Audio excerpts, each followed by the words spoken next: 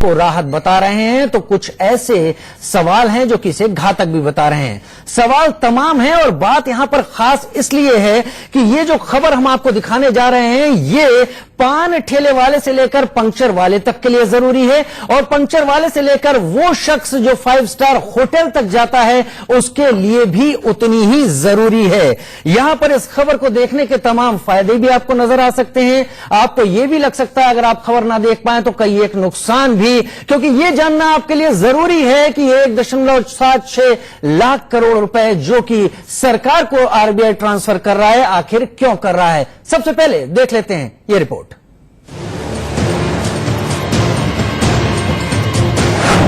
RBI के खजाने से सरकार क्यों निकाल रही है धन?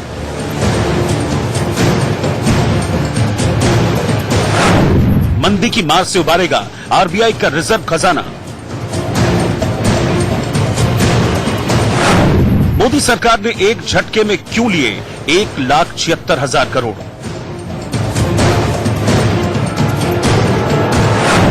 रिजर्व बैंक के फैसले पर क्यों मचा हाहाकार?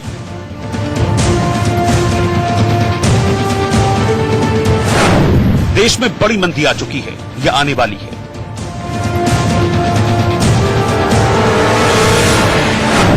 नौकरी बचाना जरूरी या बैंक बैलेंस बचाना?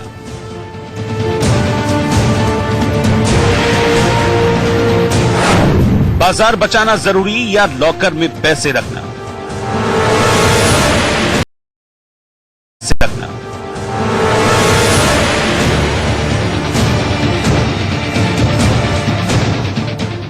दुनिया की मंदी का असर हिंदुस्तान पर दिखने का डर सताया तो सरकार एक्शन में आ गई।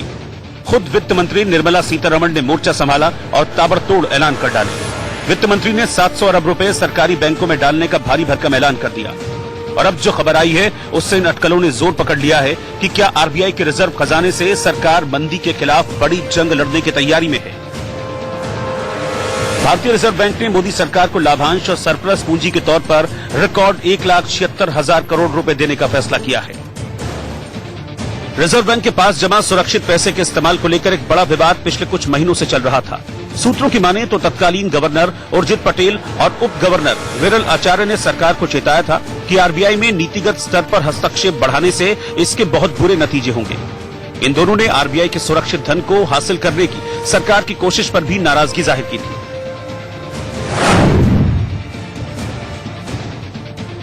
विवाद बढ़ा तो आरबीआई के पूर्व गवर्नर विमल जालान की अध्यक्षता में एक समिति बनाई गई और इसी समिति ने न्यू इकोनॉमिक फ्रेमवर्क की सिफारिश की। इस समिति की सिफारिशों को आरबीआई ने स्वीकार कर लिया है।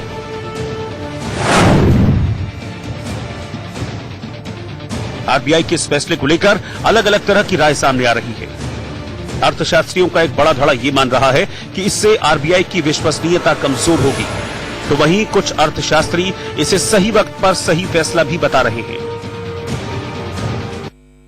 एक ही नहीं, तमाम संस्थाएं ऐसी है। वो इसलिए किया गया है कि जिससे कि एग्जीक्यूटिव जो है अपनी मनमर्जी से हर काम न कर सके, क्योंकि एग्जीक्यूटिव अगर सारी चीजें अपनी मनमर्जी से करेगी तो सरकार के अंदर का जो संतुलन होता है, विभिन्न संस्थाओं के बीच जो संतुलन होता है वो बिगड़ता है। और इसीलिए आरबीआई को भी उसी प्रकार की एक ऑटोनॉमी दी गई और आज से नहीं, 1935 में जब से आरबीआई बनी है उस प्रकार से दी गई है। और आरबीआई जो है सरकार के सारे वित्त की जो व्यवस्था है उसको अपने साथ एक नियंत्रण में रखती है, रेगुलेट करती है और साथ ही बहुत सारे काम ऐसे करती है जिसके जरिए वो आमदनी करती है और उसी में से सरकार को भी देती है। सबसे बड़ा काम आरबीआई का है कि आरबीआई बैंकों का रेगुलेटर भी है, रिपो रेट भी वो तय करती है। इधर पिछले कुछ दिनों से अगर हम देखें रिपो रेट की जब हम बात करते हैं, रिपो रेट भी जिस तरह से घटाए गए हैं और जिस तरह से इन्फ्लेशन यानी मुद्रास्फीति बढ़ रही है उसको अगर हम देखें तो मुझे लगता है कि रिपो रेट भी उस तरह से नहीं घटना चाहिए था कि रिपो रेट के घटने से जो है डिपॉजिट रेट्स भी घट जाता है। सियासी दलों के कुछ नेता आरबीआई और सरकार के बीच इस लेन देन पर तंज कस रहे हैं। दुनिया में कोई सेंट्रल बैंक अपने रिस्क बफर को, कॉन्टीजेंसी रिजर्व को सरकारों को नहीं देता, पर आरबीआई के बोर्ड ने जालान कमेटी की सिफारिश पर एक साथ 1,76,000 करोड़ रुपया भारत सरकार को ट्रांसफर करने का निर्णय किया। ये तमाम जो सरप्लस था आरबीआई का वो ट्रांसफर हो गया। पूरी 2018-19 की पूरी आमदनी आरबीआई की सरकार को दे दी गई। देखिए, मोदी सरकार पहली सरकार है जो आरबीआई का जो प्रॉफिट है वो 99.99% ले रही है। इससे पहले कोई भी सरकार नहीं ले रही थी, 50% लेती थी। दूसरा ये है कि ये जितना भी अमाउंट है उसमें से 90,000 करोड़ तो बजट में दिखा दिया आप, यानी आपको खर्चा कर लिए। दूसरा बचा आपका 86,000 करोड़। अब 86,000 करोड़ में आप 70,000 करोड़ तो बैंक्स को रिफाइनेंस कर रहे, तो बचा के आपके पास एक गाजर की पुंगी है 16,000 करोड़ की। अब 16,000 करोड़ की इतना बड़ा हमारा जो देश है, आप उसमें क्या क्या करेंगे? अब सवाल ये है कि क्या मंदी ने बदल दिया है हिंदुस्तान का अर्थशास्त्र? क्या मंदी की वजह से आरबीआई ने लचीला रुख दिखाया है?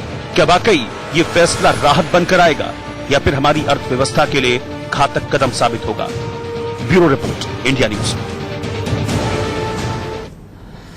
तो हमारे तमाम दर्शक इस बहस को देखने के लिए इस वक्त टीवी स्क्रीन पर हैं और अपने तमाम दर्शकों से कहना चाहेंगे कि अर्थशास्त्र के आंकड़ों की तरफ जाने की जरूरत नहीं है। अमूमन क्या होता है कि हम लोग अपना रोज की दिनचर्या या महीने का अपना खर्चा इस तरीके से चलाते हैं जिससे कि वो कहा जाता है ना कि चादर से ज्यादा पैर नहीं पसारने पड़े, जो भी हमारे पास है उसमें से हम अपना खर्चा चला पाएं। लेकिन अगर उससे हटकर हमें किसी के सामने हाथ फैलाना पड़ता है, कहीं से भी पैसे लेने पड़ते हैं, तो ये माना जाता है कि कहीं ना कहीं कोई मुश्किल है, कोई दुश्वारी है। तो दर्शक इसको इस तरह से समझें कि सरकार के पास भी इतना बड़ा अमाउंट में अगर पैसा लेने की जरूरत आ पड़ी है तो कोई तो बात होगी। हमारे साथ इस वक्त पैनल में दो लोग, दो खास मेहमान इस वक्त जुड़ रहे हैं। अब्दुल रज़ाक खान साहब हमारे साथ जुड़ रहे हैं, एक्सपर्ट हैं, तमाम जानकार हैं तमाम चीजों के, और हमारे साथी शहजाद पूनावाला भी जुड़ रहे हैं, ये भी एक्सपर्ट के बतौर हमारे साथ जुड़ रहे हैं। सबसे पहले अब्दुल रज़ाक, आपके पास मैं आना चाहूंगा। सीधा सा सवाल है आपसे कि देखिए, सरकार देश की है, जहां तक हम बात कर रहे हैं, बैंक भी देश का है, पैसा भी देश का है और आ भी देश में रहा है, देश से बाहर तो नहीं जा रहा है पैसा। तो फिर दिक्कत कहां है साहब? क्यों आखिर ये सारी चीजें एक बहस और सवाल के दायरे में कैद हो रही हैं? सरकार इससे पहले भी सरकार ने ऐसा प्रॉब्लम फेस किया था। लोकसभा चुनाव से पहले आरबीआई एक्ट का आर्टिकल 7 सरकार इन्वोक करना चाहा और जो 9 लाख करोड़ रुपया आरबीआई में इमरजेंसी रिजर्व फंड है वो पैसा सरकार निकालनी चाहिए। लेकिन हमारी बात सिर्फ ये है कि अगर ये पैसा आप निकाल लोगे तो इसमें देश की आर्थिक स्थिति कुछ बदलने वाली तो नहीं है, ये कॉस्मेटिक डिडक्ट हो सकता है, इसको परमानेंट सोल्यूशन भी नहीं बताया जा सकता। फिर आप बैंक से पैसा मांगना चाहो या फिर फॉरेन इसमें से पैसा अगर देश के लिए लेना चाहो। रज़ाक साहब मैं आपको सुन रहा हूं, मेरे दर्शक इस सारी बातों को एक आम भाषा में समझना चाहते हैं आपसे। मैं सीधा सा सवाल रखूंगा, पैसा मेरे देश का, बैंक मेरे देश का, पैसा मेरे ही देश में आ रहा है, पैसा मेरे ही देश के काम आ रहा है, दिक्कत कहां है? सवालों में क्यों कैद हो रही हैं चीजें? पैसा आपने गया कहां, आपने कहां खर्च किया, आपके चेक्स क्या है, आपके बैलेंसेस क्या है?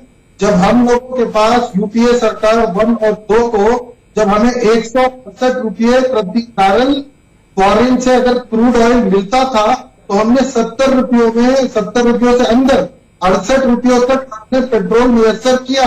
जब आपको $38 प्रति बैरल क्रूड ऑयल मिल रहा था तो आपने 90 रुपये तक आपने पेट्रोल दिया। उससे आपको पिछली सरकार में तकरीबन 15 लाख करोड़ का फायदा हुआ।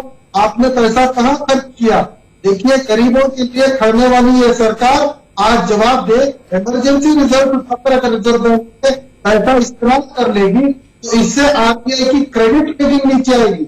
चलिए ठीक है, सरकार जवाब जरूर देगी, लेकिन मेरे दर्शक, हमारे दर्शक ये भी जान लें कि आखिर सरप्लस होता क्या है, क्या चीज है सरप्लस। तो यहां पर मैं बता दूं कि सरप्लस वो राशि, वो पैसा होता है जो आरबीआई सरकार को दे सकती है, यानी कुछ पैसा अलग जो रखा हुआ है, हारी बीमारी, जब जरूरत पड़ती है तब, जरूरत पूरी करने के बाद जो पैसा बच जाता है वो सरप्लस, वो एक फंड की तरह आ जाता है। आरबीआई की जो आय का स्रोत है वो निवेश से मिलने वाला ब्याज है, तमाम तरह के निवेश जो होते हैं, और वहीं पर सरप्लस का ये जो पैसा है ये आरबीआई सरकार को ट्रांसफर कर सकती है। इसमें गलत कुछ नहीं है, सरकार ले सकती है, और अगर ले रही है सरकार उतना भविष्य में बेहतर स्थिति होते ही या तमाम फायदे होते ही तमाम चीजें होती। आरबीआई में देखिए हम ये बता दें कि कब कब कितना सरप्लस रहा। 2012-13 33,010 करोड़ रुपए, 2013-14 52,679 करोड़ रुपए, 2014-15 65,896 करोड़ रुपए, 15-16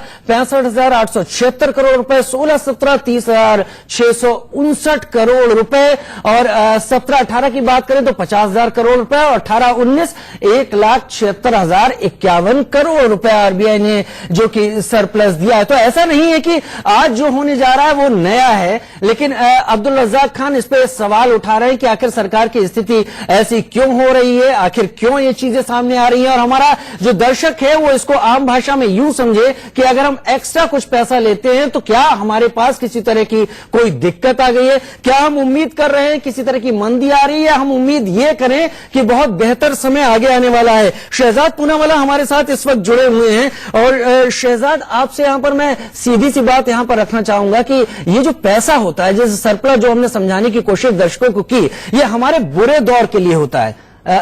जो अब्दुल रज्जाक सवाल उठा रहे थे वहीं से जोड़ रहा हूं, अगर हम बुरे दौर की चिंता करते हुए उस पैसे को अभी निकाल लेंगे तो आखिर अगर ऐसी हालत फिर आ जाती है तो हम क्या करेंगे? अभी क्या स्थिति है, क्यों निकाला जा रहा है? मुझे सिर्फ 1 मिनट दीजिए क्योंकि बहुत सारी टेक्निकल बातें समझानी है अब्दुल रज्जाक साहब, और आपसे दोनों से मैं इजाजत मांग के बात रखूं। जरूर। पहली बात, ये फैसला जो अभी लिया गया है कि ये रिजर्व ट्रांसफर करना है 1,76,000 करोड़, ये सरकार ने नहीं लिया, ये बिमल जलान की कमेटी की रिपोर्ट थी। बिमल जलान की कमेटी की रिपोर्ट ने कहा कि आमतौर पे दुनिया भर की सेंट्रल बैंक है, हमारे देश में नहीं, यूके यूएस सब जगह, वहां पे 12 से 13% पूंजी वो लोग रखते, हमारे यहाँ पे 28% रखते थे। इसीलिए पूर्व chief economic adviser Arvind Subramanian, UPA ने उनको नियुक्त किया था, एनडीए ने नहीं, एनडीए ने कंटिन्यू किया था। उन्होंने कहा कि जो इतना सारा कैपिटल बचा है आरबीआई के पास वो सरकार को दिया जाना चाहिए। क्यों? ताकि जो हमारी बैंकों में आज चल निधि की संकट है, लिक्विडिटी क्राइसिस है, उसको रिकैपिटलाइज किया जा सके। ये अरविंद सुब्रमण्यम ने एक बार नहीं 2 बार कहा है, दिसंबर 14, 2018 और नवंबर 30, 2018 को। जी। तो इसमें क्या हुआ? इसमें यह हुआ कि बिमल जलान जी ने अपनी रिपोर्ट में कहा कि आप जो कैपिटल रिजर्व रख रहे हैं 6.8% है, उसको कम करके 6.5 से 4.5% में लाइए। उसको आरबीआई ने ही माना कल कि भाई हम लोग 5.5% इसको करते हैं और बाकी का पैसा सरकार को देते हैं। अरविंद सुब्रमण्यम का आइडिया, बिमल जलान का आइडिया, आप मुझे बता दो कि क्या ये लोग आरबीआई के हित में नहीं सोचेंगे? दूसरी बात, इससे क्यों किया जा रहा है? चल निधि की संकट क्यों हुई? क्योंकि हमारे देश में यूपीए नाम की एनपीए थी। उन्होंने क्या किया, 50 साल 60 साल में 18 लाख करोड़ लोन दिए गए थे पूरे देश में, और उन्होंने 6 साल में, मतलब 2006 से लेकर 2014 तक 34 लाख करोड़ दे दिए। मतलब सोचिए कि 60 साल में 18 लाख करोड़ लोन दिए गए, और 6 साल में सोनिया गांधी और मनमोहन सिंह ने माल्या से लेकर नीरव मोदी को लुटा दिया, 36 लाख करोड़ दे दिए, जिसकी वजह से हमारे देश में लिक्विडिटी क्राइसिस हुई। मतलब कि आप और मेरे जैसे आम लोग अगर बैंक में जाकर बिजनेस स्टार्ट करना चाहते तो पैसा नहीं है। तो इसलिए हमने यह फैसला लिया, आरबीआई ने फैसला लिया कि मेरे पास इतना पैसा बाकी है, इतनी दुनिया में कोई इतना पैसा रखता नहीं है सेंट्रल बैंक, मैं थोड़ा सा पैसा दूंगा ताकि ये रिकैपिटलाइज कर सके। जो यूपीए ने एनपीए की क्राइसिस पैदा की उसको खत्म करने के लिए पैसा दिया। अब्दुल रज्जाक साहब, सीधी सी बात यहां पर शहजाद पूनावाला ने सामने रखी है। ये तो पुराना मालिक था जिसने घर का बजट बिगाड़ दिया था, और बजट को संभालने के लिए, मेरी बात सुनिए, और यहां पर साफ बात ये निकलकर जो आ रही है, जो मैं भी जानता हूं यहां पर, कि बिमल जालान जो कि पूर्व गवर्नर भी रह चुके हैं, उनकी समिति ने तय किया है। तो राजनेता तो अभी फिलहाल बीच में नहीं आ रहे हैं, सरकार तो देश के भले के लिए अभी ले रही है। देखिए, हाल में बहुत सारी बरसात हुई, शहजाद पूनावाला जी से पूछी है कि कश्मीर से लेकर कन्याकुमारी से जितनी बरसात क्यों हुई, तो ये कहेंगे कि यूपीए सरकार इसकी जिम्मेदार है। ऐसा नहीं करता। वही थी दरअसल इमरजेंसी रिजर्व फंड, आपके दर्शकों को मैं अच्छे तरीके से नॉर्मल तरीके से समझाऊं, इमरजेंसी रिजर्व फंड उसको कहते हैं जैसे मेरी बहन हो, पत्नी हो, माँ हो, हर महीने थोड़ा पैसा करके जमा के कभी अर्जेंट कोई चीज की जरूरत आ गई तो उस पर इस्तेमाल करने के लिए कहीं छुपा कर जो पैसा रखती है वो इमरजेंसी रिजर्व फंड होता है। उसी तरीके से रज़ाक साहब सरकार के पास 5.5% का जब एक समिति कमेटी ने तय कर दिया और वो लोग बेहतर अर्थशास्त्री भी हैं, क्या आप समझते हैं कि ये कमेटी देश के भले के लिए नहीं सोच रही होगी? पहले सुनिए, एक एक करके आपके 3 पॉइंट्स में बात जी रख दूं। जी, जो रिजर्व फंड है उसका अगर यूटिलाइजेशन करेंगे तो इस पे आरबीआई की क्रेडिबिलिटी क्या रहेगी? हर चीज को लोग 72 साल में क्या हुआ, 72 साल में क्या हुआ, हर चीज को उठाकर यूपीए में डालकर बच जाते हैं। सर आरबीआई अपनी क्रेडिबिलिटी देखने के लिए इन चीजों को करेगा या आरबीआई अपनी भी जो देश के प्रति जिम्मेदारी है वो उसे निभाएगा? क्या आरोप तक इसे मिल रहेंगे क्या? से इनकी सरकार नहीं, बताइए कौन सा ऐसा सेक्टर है जो प्रॉफिटेबल है? चलिए, शहजाद को 6 एयरपोर्ट मैं इनका सवाल युवा समझ देने गया, से मना अगर कर रहे ये हैं, शांति रखें। ईंधन देने से मना कर रहे हैं। चलिए आप ठीक है अब्दुल रज़ाक, मैंने आपकी बात सुनी, आपकी बात सुनी है। शहजाद, इनका कहना है कि आरबीआई जो कुछ भी कर रहा है वो केवल दिखाने, एक तरीके से एक फेस सेविंग जैसा कर रहा है सरकार। अब हमको बोलना पड़ेगा कि वो शांत रहे ताकि मैं अपनी बात रख सकूं, वरना किसी की बात रज़ाक साहब एक एक करके मैं शहजाद से बात कर लूं। देखिए, आपको मैं 5 साल 6 साल के पहले जो सरकार थी उस समय ले जाना चाहता हूं। इन्फ्लेशन 12% हुआ करता। यार ऐसे नहीं, ऐसे डिबेट नहीं होती। अब्दुल रज़ाक, मैंने आपकी सारी बकवास को सुना, आप मेरे 2 मिनट की बात नहीं सुन सकते। लगातार बोलना है, आप लोगों को क्या बीमारी है? रज़ाक साहब, हम उन दर्शकों के लिए डिबेट कर रहे हैं जो इस 1,76,000 करोड़ का मतलब नहीं समझते हैं। हम सीधे रज़ाक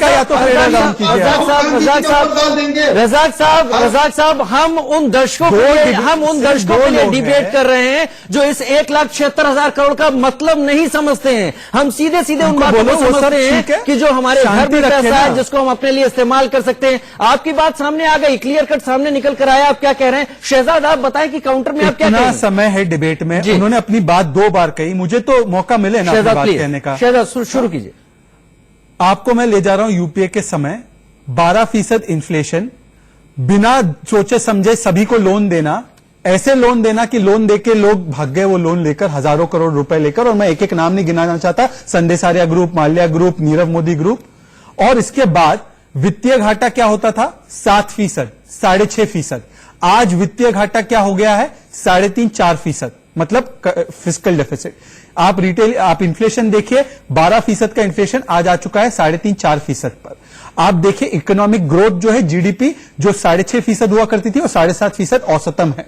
मैं सिर्फ इतना कह रहा हूं कि हमारे पास एक संकट आज भी है कि बैंकों में पैसा नहीं है। आज क्या संकट है कि प्राइवेट इन्वेस्टमेंट नहीं हो रहा, मतलब हम पैसा लेकर उसको निवेश नहीं कर रहे, बिजनेस नहीं कर रहे, इसकी वजह से डिमांड और जॉब्स में कमी आ रही है। हम ये चाहते हैं कि बैंक लोन दे। अब 2-3 क्राइसिस भी हुए हैं इनके एनपीए की वजह से, जिसकी वजह से बैंक घबरा रहे हैं लोन देने के लिए और पैसा बचा के रखो, उनके पास पैसे की कमी है।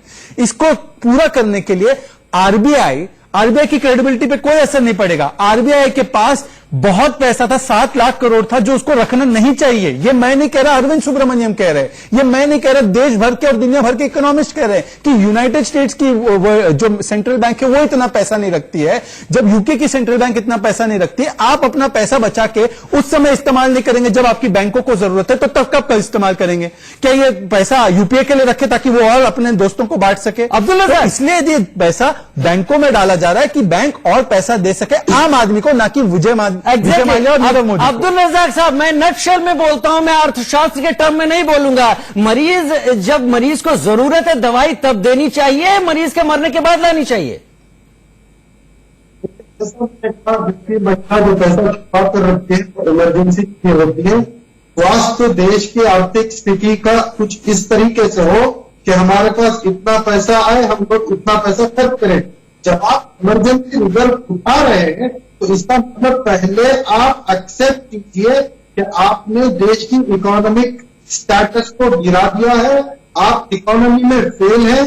पिछली सरकार में आपने डिमोनेटाइजेशन करी थी, जिसका भुगतान आज तक हमको भुगतना पड़ रहा है। सबसे पहली बात, जब आप प्रीवियस सरकारें की बात करते हैं, जब मंडिया के ऊपर लुकआउट नोटिस थी तो लुकआउट नोटिस किसने हटाया? जो G7 समिट मोदी जी कर गए थे, विजय ऐसी माल्या, तरीके नीरव की मोदी को G7 लाने समिट की पहले गए चर्चा थे, अभी हो रही है। जहाँ पर आपने मोदी तो जी कुछ के किया साथ नहीं, आप नीरव तो लोन मोदी पे भी लोन थे। देते गए। अब्दुल हमारे रज़ाक के साहब, पास याद ये है। अब्दुल रज़ाक साहब जो रियलाइज्ड इक्विटी का लेवल है ये 5.5% पे रखने का 6.8 से फैसला कमेटी ने किया है और उसके बाद जो सरप्लस बचा है उसे देश के लिए दिया गया। देश में पैसा आ रहा है, देश के विकास के लिए आ रहा है, क्यों सवाल उठ रहे हैं? मैं एक सवाल पूछना चाहता हूं। रोहित जी, मैं इस तरीके से समझा देता हूं। देखिए, आज जब आपके हाथ में कुछ भी नहीं है जी, तब जाकर के आप आरबीआई से पैसा उठाने का एक एक प्लान कर रहे हैं। ये सरकार की तरफ से है। जो बातें बोली जा रही है कि एक नीति इसके तरफ से आ रही है, तो एक दिखावा है देश की जनता के सामने। शहजाद सीधे देखिए, अब्दुल रज़ाक का कहना है कि दिखावा है, इसके अलावा कुछ और नहीं। ठीक है, उनको बोलिए कि वो शांत रहे तो मैं अपनी बात कह सकता हूं। में ही ठीक है, आपकी बात आ गई। रज़ाक साहब सुन लिया। रज़ाक साहब आपका मैसेज कन्वे हो गया है, हमें समझ में आ गया है। आपका यही कहना है कि सबके पीछे सरकार केवल दिखावा कर रही है। अब मैं आपको एक चीज समझाता हूं।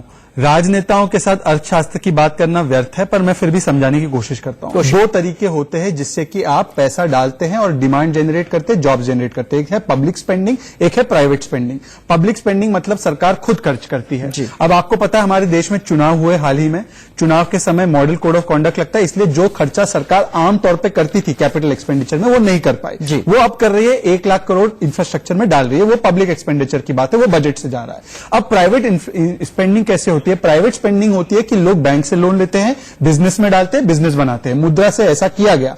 इसके अलावा बैंकों में पैसों की कमी आई। मैंने आपको समझाया कि किस तरीके से इन्होंने फोन बैंकिंग करके इन्होंने बैंकों को खाली कर दिया। अब आप मुझे बताइए कि बैंकों में पैसा वापस ना डाला जाए ताकि आम आदमी को लोन मिल सके और वो अपना बिजनेस चला सके।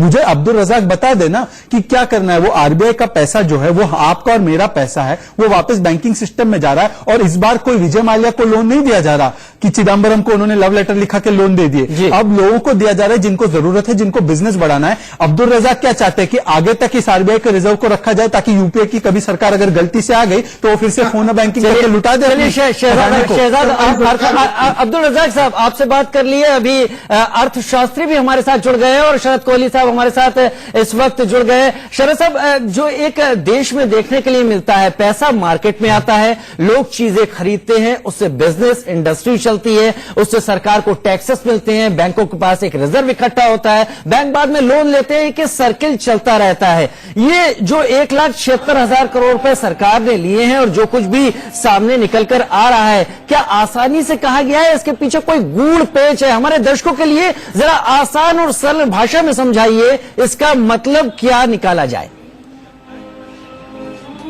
देखिए, जो 1,76,000 करोड़ रुपए आरबीआई से सरकार ने लिया है उसके 2 हिस्से हैं। पहला हिस्सा है कि डिविडेंड है, 1,23,000 करोड़ के करीब डिविडेंड है, जो कि आरबीआई अपना जो प्रॉफिट होता है, जो मार्जिन होता है, उससे सरकार को डिविडेंड देता है। दूसरा इसका हिस्सा है 52,000 करोड़ रुपए के करीब, जो कि सरप्लस, आरबीआई एक सरप्लस रखता है, जिसको आसान भाषा में दर्शकों के लिए समझे तो रेनी डे सरप्लस कहा जाता है। रेनी डे सरप्लस का अर्थ है कि अगर कल को मुसीबत पड़ती है आरबीआई या किसी के ऊपर, तो उस पैसे का इस्तेमाल किया जा सकता है। अब देखिए, देश इस समय आर्थिक स्लो डाउन से गुजर रहा है। उसकी वजह से अगर आज हम इसको रेनी डे माने तो उसमें कोई हर्ज नहीं है। आरबीआई भी देश के लिए है, सरकार भी देश के लिए है। तो अगर आरबीआई से पैसा लेके, एक जेब से लेके पैसा दूसरा जेब में डाल रहे हैं, मुझे समझ में नहीं आ रहा कि किस बात से ऐतराज है। और ये पैसा इस्तेमाल किया जाएगा इंफ्रास्ट्रक्चर डेवलपमेंट के लिए, बैंक्स को रिकैपिटलाइज करने के लिए। जितनी भी योजनाएं सरकार ने प्लान करी है आर्थिक मंदी से देश को निकालने के लिए, उन योजनाओं के लिए इस्तेमाल किया जाएगा। तो इसमें किसको ऐतराज होना चाहिए, किस बात पे ऐतराज है, मुझे समझ नहीं आ रहा। आरबीआई भी देश का है, सरकार भी देश की है, दोनों के दोनों जो संस्थान है वो देश के लिए काम कर रहे हैं। अगर मैं आसान भाषा में समझूं तो मैंने एक जेब से निकाल के पैसा दूसरा जेब में डाल दिया। इसमें किस बात पे ऐतराज विपक्ष कर रहा है वो मुझे समझ नहीं आ रहा, उनकी समझ में फर्क है। और रिजर्व बैंक ने बिमल जलान कमेटी बनाई थी, जिसके अंतर्गत जो सरप्लस होता है उस सरप्लस का निश्चय किया गया था। उसमें निर्णय दिया गया था कि आप 5.5 से 6.5% टोटल का आप सरप्लस रख सकते हैं। उसका नीचे का लेवल 5.5% है, जिसके अंतर्गत ये पैसा ट्रांसफर जो 52,000 करोड़ आपको मैंने बताया, इसके अंतर्गत किया गया है। इस समय देश एक आर्थिक संकट से गुजर रहा है, उसमें इस पैसे का सदुपयोग किया जाएगा। इस पैसे से इस पैसे से जम्मू एंड कश्मीर की हम बात करें बैंकों के लोन देने की बात करें, हम जो इंफ्रास्ट्रक्चर सरकार ने प्लान किया हुआ है, बुनियादी ढांचा, जिसमें देखिए 4 इंजन होते हैं किसी भी इकोनॉमी को चलाने के लिए। पहला इंजन होता है शरद जी बहुत छोटे में मैं आपसे 5 सेकंड में एक छोटा सा जवाब चाहूंगा। क्या माना जाए देश मंदी की तरफ जा रहा है या ये काम देश की बेहतरी के लिए है? समय थोड़ा कम है। देखिए देश मंदी में है, इस समय जा रहा नहीं, देश में मंदी चल रही है और इस पैसे के आने से उस मंदी का निस्तारण होने में सहायता मिलेगी। जी हाँ, मंदी का निस्तारा होने में सहायता मिलेगी और कम से कम ये कोशिश जो शरद जी कह रहे हैं अर्थशास्त्री के तौर पर ये देश के भले के लिए होगी। आप तम सभी गेस्ट का हमारे साथ जुड़ने के लिए बहुत बहुत शुक्रिया। शहजाद आपका, अब्दुल रज़ाक आपका और शरद जी आपका बहुत बहुत शुक्रिया। तो देश जो भी इस वक्त कोशिशें यहां पर कर रहा है देश के भले के लिए कर रहा है, ये कमेटी की तरफ से की गई कोशिश है और देश को एक बेहतर भविष्य की तरफ ले जाने के लिए। छोटे ब्रेक का वक्त है, जल्द हाजिर होते हैं।